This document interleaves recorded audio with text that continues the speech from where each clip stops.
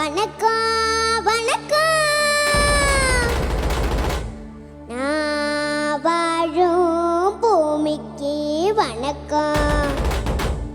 இருக்கோ இல்லையோ தெரியாது, ஒருவேளை இருந்தா சாமிக்கும் வணக்கம்.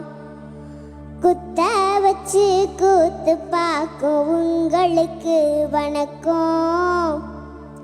உச்சியிலே வந்து பார்க்கும் நராவுக்கும் வணக்கம்.